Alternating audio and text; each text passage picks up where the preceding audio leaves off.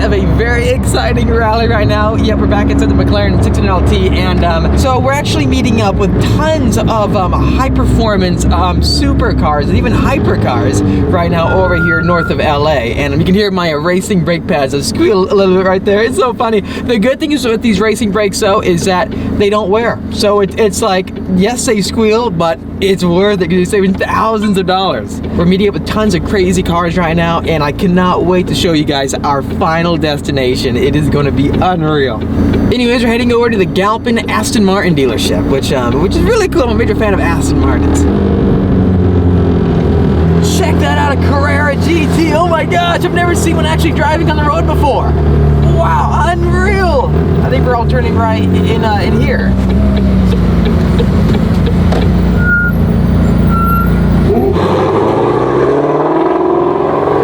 Alright, this is it. We have made it to the start of the rally, I believe, and tons of really nice cars around me. GT2 RS right there in front of us, and then even more McLarens down this way. I think everyone's meeting up inside right now, though, because they're doing a driver's meeting, and then after this, we're going to get on the road and start heading down. And then another fellow McLaren at 620L right here, but this one is a Spider versus my Coupe.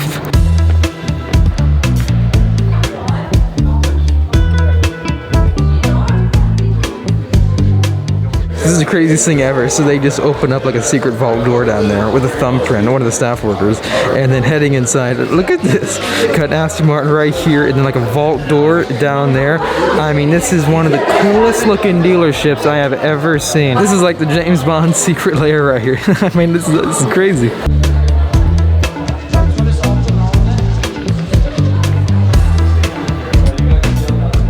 What is this right here? So I've not seen one of these before. It's like an Aston Martin Mini right here. Look at the embroidery right there. See the badging right there? What is this? Now, to me, the way Aston Martins look, they are one of the most iconic cars on the streets. However, on track, though, that is something that I'd love to experience. I've never driven an Aston Martin on track before, and even this model right here, with all the carbon fiber and the suede Alcantara in the steering wheel, it just looks so mean. Look at that interior, too. I'd just be too afraid to get dirty or damage it. Alrighty, this is it. The driver's meeting is over. We've got our map for the event, and so that's really cool. A friend of mine who had a Mustang wasn't able to get in, which is unfortunate, but we have a CA Corvette in front of me, so I guess the CA Corvette does classify as part of this clique, the supercar clique. Here we go, starting it up. So basically the next stop is going to be a hangar, an actual airport. And this will be hard, I got to angulate it somehow going out. I'll go wide this way. That's why we have front end lift. Alrighty, let's do this. So turning left right here. A lot of cars, Senna's, also Carrera GTs, even Superleggera. Originally having the Mustang, I would never have been allowed to join cliques like this, groups like this. Do I really get why it's so closed off?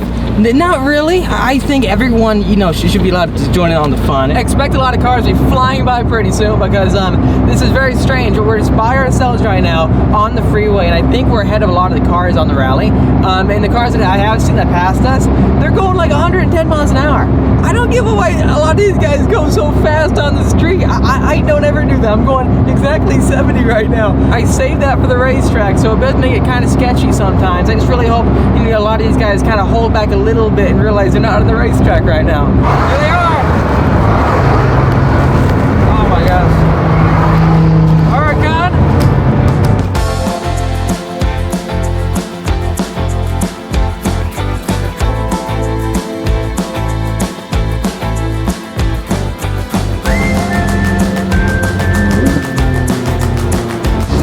Funny. Oh, they're launching. Oh, 765LT just did a burnout to the stoplight. Oh gosh. Oh gosh. This car is so hooked up, it's unreal. Watch the turbos kick in. It's so fun.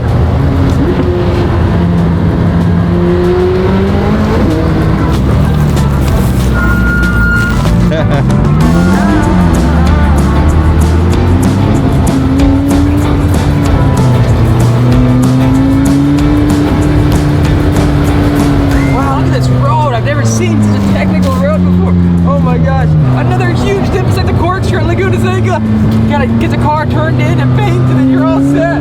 Luckily we are in sport mode, so the car is gonna be stiffening up.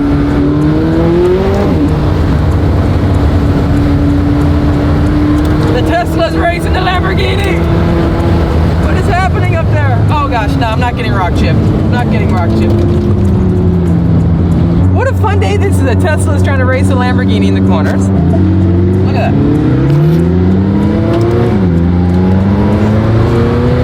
What are they doing? Okay, windows going up for this part. So that Tesla driving like a madman, almost getting like an inch off the rear end of the Huracan Evo, just left. So he wasn't actually part of the entire group, the clique here. He was just driving like a madman, trying to chase the Huracan. So that's really, really funny. Oh my gosh, I feel so bad for the Lambo. I see why he's going top speed test, full throttle on the straightaways, because that Tesla, whatever he would do on the street, the Tesla's just trying to like taunt him. I don't know what's going on. So weird. Why does stuff like this happen on the street? I don't get it. Okay, this is it. We are pulling into the hangar. I've never done an event like this before. An entire hangar takeover.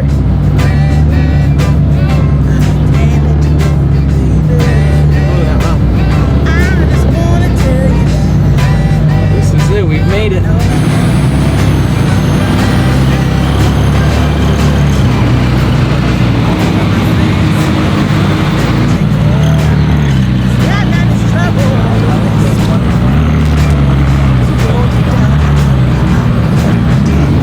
Okay, this is it. We have made it to the hangar.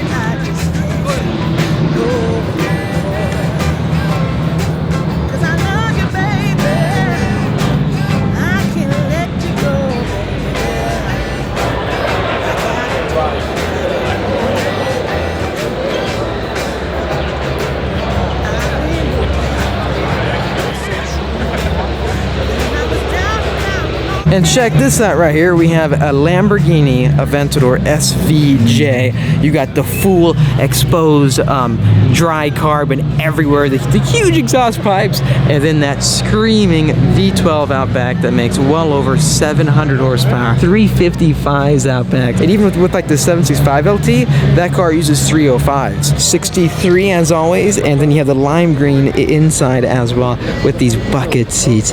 Such a cool car.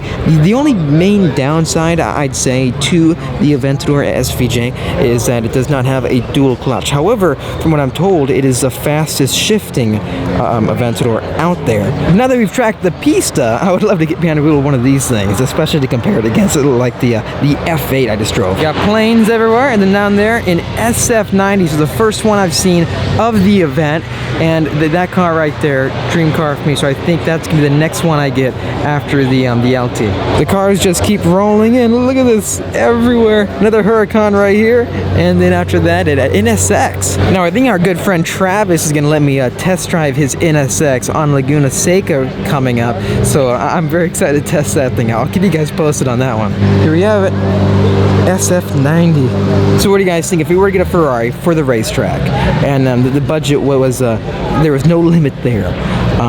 Is it SF90 or 765 LT? Pista is honestly great. However, I just feel like I wouldn't be interested in having my own for the track, just because the 765 LT and the SF90 are so much faster, and these cars still aren't to the level of like a Senna when it comes to price. So that makes it much more affordable. If you were to find a MSRP deal or like a used SF90 with not that many options, it could be much less than a maxed out one. The Pista I drove on the racetrack had hundreds of thousands of dollars in options, so you can save again a lot of money when it comes to getting a bare bone spec versus all out, because nonetheless the performance are going to be so similar between all the variants. And another 600 LT is pulling up right next to me. This one is finished in I think the reveal color, which is like this really cool dark gray, and he's got a black hood as well. And then over here we have Huracan Evo after Huracan Evo after Performante, and then Evo. It's so crazy seeing the Huracan Evo next to Performante, because as you guys know, the Evo basically takes the engine straight from the Performante. So you have 631 horsepower with the V10 in the back, and basically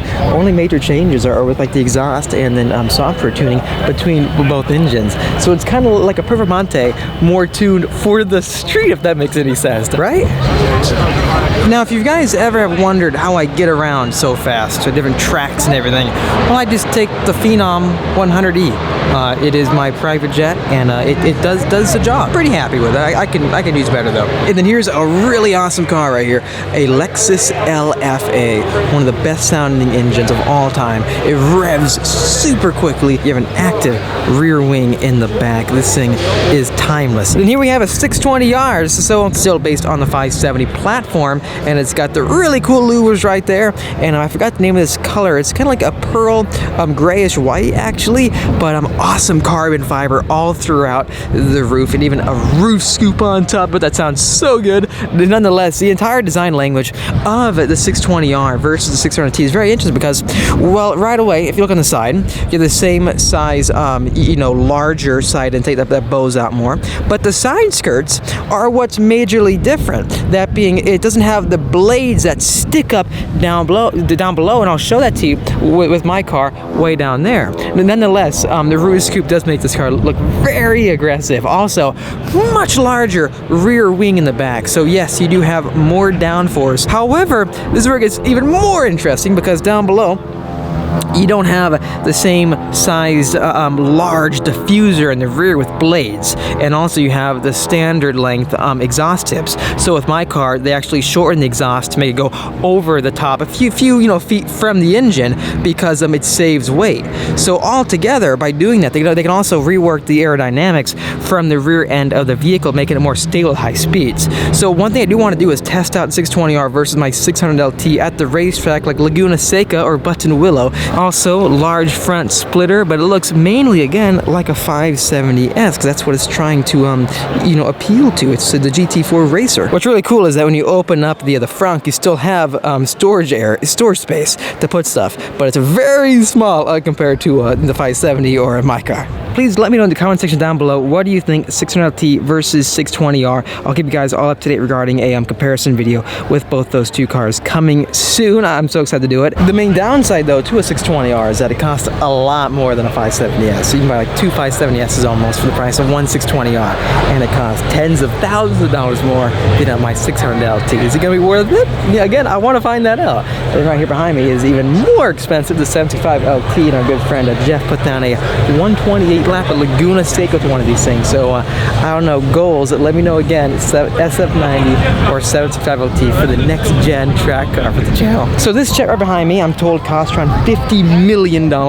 So I don't know, maybe someday. I'm not sure if I'm like a jet guy per se. I'd rather buy every single car here in this hangar area for less money than $50 million. Anyways, so let's go and head out.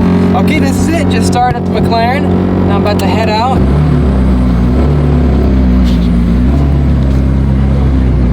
Well, that's 670 right there, a white one. Exactly. Wow, that's so funny. Look at that plane.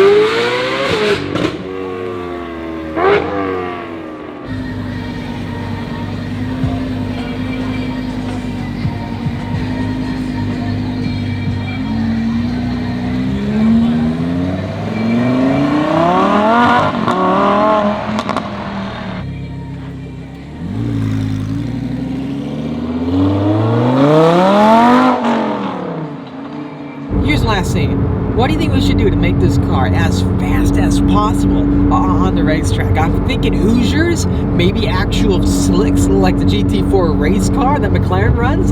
I don't know, the car should be able to handle it, right? Please let me know what you guys think. Thanks for watching this video. If you liked it, make sure to hit that like button to help me out. Also subscribe for much more great content coming your way. And while you do that, hit the notification bell so you have to see all new videos coming out. I'll see all of you in the next episode.